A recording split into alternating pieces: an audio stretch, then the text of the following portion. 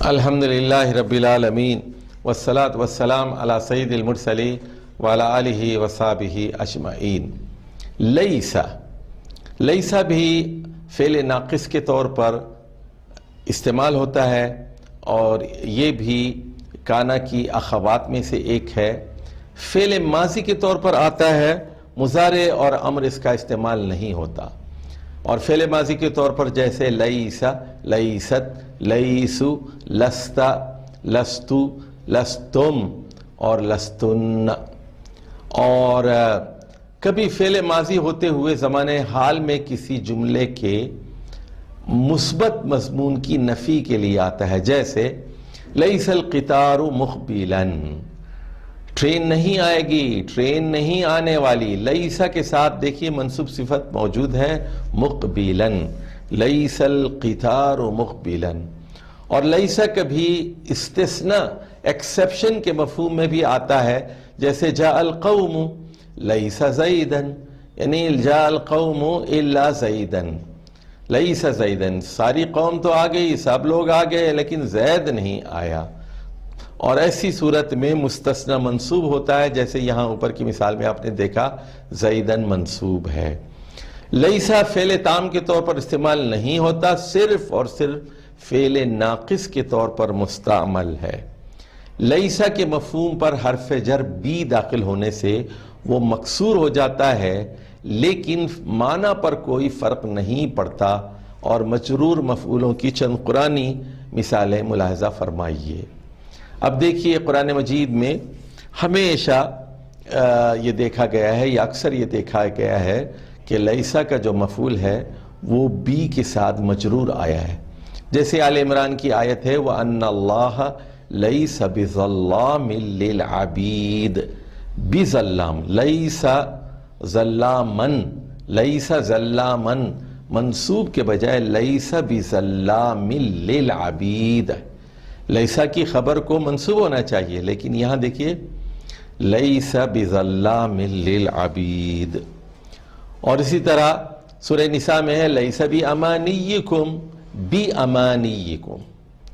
تو امانیکم کے بجائے، منصوب کے بجائے مجرور بِأَمَانِيِّكُمْ وَلَا أَمَانِيِّ أَهْلِ الْكِتَابِ۔ تو انجام کار اے مشرکو، اے مشرکین مکہ، نہ تمہاری آرزوؤں اور خواہشوں پر موقوف ہے اور نہ اہل کتاب کی آرزوؤں اور خواہشوں پر، بلکہ اللہ کے اصول ہیں، ان کے مطابق، ان اصولوں کے مطابق لوگوں کو جنت اور دوزخ میں داخل کیا جائے گا۔ یعنی ایمان کا ہونا ضروری ہے، عمل صالح کا ہونا ضروری ہے، صحیح عقیدے کا ہونا ضروری ہے، اور اللہ کی رحمت کا ہونا ضروری ہے۔ اسی طرح سورہ انعام میں ہے لیس بخارج منہا، لیسا کے بعد بخارجن استعمال ہوا ہے، لیس خارجن کے بجائے۔ اسی طرح سورہ اعراف میں ہے قال یا قومی لیس بی صفاحۃ، حضرت ہود نے کہا اے برادران قوم، میں بے عقلی میں، صفاحت میں مبتلا نہیں ہوں، میرے ساتھ بے وقوفی نہیں ہے، لیس بی۔ تو یہاں بھی دیکھیے جو ہے بی کے ساتھ یا متکلم یہاں پر موجود ہے۔ سورہ زمر میں ہے الیس اللہ بکاف عبدہ، تو کافن کے ساتھ بکافن، الیس، کیا اب بندے کے لیے اللہ تعالیٰ کافی نہیں ہے۔ اور اسی طرح الیس اللہ بعزیز ذی انتقام، کیا اللہ تعالیٰ زبردست انتقام لینے والا نہیں، عزیز کے ساتھ بھی عزیز آ گیا، الیس اللہ عزیزن کے بجائے سے۔ اور اسی طرح الیس ذالک، الیس ھذا بالحق، کیا یہ حق نہیں ہے، بالحق، تو بی کا استعمال دیکھیے، الیس ذالک بقادر علی ان یحیی الموتى، سورہ قیامت کی آخری آیت ہے، کیا اسی طرح اللہ تعالیٰ اس بات پر قادر نہیں ہے کہ وہ مردوں کو زندہ کر کے دکھائے۔ اور سورہ 3 کی آخری آیت ہے الیس اللہ باحکم الحاکمین، تو بی کے ساتھ احکمی ہو گیا، یہ جو ہے یہاں پر مضاف مجرور ہو گیا بی کی وجہ سے، ہے یہ جو ہے لیسا کی خبر۔ اب آ جائیے لیسا کی مختلف صورتیں جو قرآن مجید میں آئی ہیں جمع کی حالت میں، لیسو سواء من اہل الکتاب،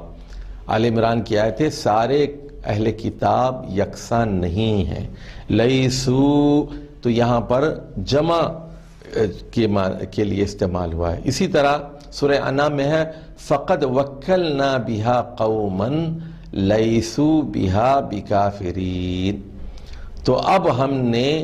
یہ نعمت ایک ایسی قوم کو سونپ دی ہے جو اس نعمت کی منکر نہیں ہے بلکہ اس کی قدردان ہے، فقد وکلنا بہا۔ اور اسی طرح سورہ نساء میں دیکھیے وَلَا تَقُولُوا لِمَنْ أَلْقَى إِلَيْكُمُ السَّلَامَ لَسْتَ مُؤْمِنًا، اب یہاں لستا کے ساتھ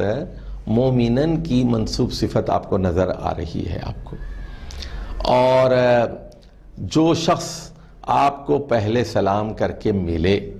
اس سے یہ نہ کہنا وَلَا تَقُولُوا، اے مسلمانوں یہ نہیں کہنا لَسْتَ مُؤْمِنًا کہ تم مومن نہیں ہو، یہ نہیں کہنا، تو تم اس کا دل چیر کے نہیں دیکھ سکتے کہ وہ مسلمان ہے یا نہیں ہے، وہ اللہ کا معاملہ ہے۔ تو جو آپ کو سلام کرتا ہے، آپ کو سلامتی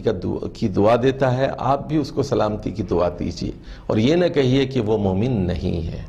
سورۃ الاعراف کی مشہور و معروف آیت ہے وَأَشْهَدَهُمْ عَلَىٰ أَنفُسِهِمْ أَلَسْتُ بِرَبِّكُمْ، اور میں نے خود ان کو ان کے اوپر گواہ بناتے ہوئے پوچھا تھا الستو، کیا میں نہیں ہوں، الستو یہاں بھی دیکھیے مجرور صفت یہاں پر آئی ہے بی کے ساتھ، الستو بربکم، یعنی الستو ربکم کے بجائے، منصوب کے بجائے ربکم کے بجائے الستو بربکم، کیا میں تم لوگوں کا رب نہیں ہوں، قالوا بلا۔ اسی طرح سورۃ المائدہ میں ہے لستم علی شیء، لستم یہ جمع ہے دیکھیے، حتی تقیموا التوراۃ والانجیل، اے اہل کتاب، اے یہودیو، اے عیسائیو، لستم علی شیء، تم کسی بنیاد پر نہیں ہو، تم کسی اصل پر نہیں ہو جب تک کہ تم تورات اور انجیل کو قائم نہ کرو۔ یعنی یہ آج کے عیسائیوں اور یہودیوں پر بھی یہ آیت پوری آتی ہے اور پرانے زمانے کے،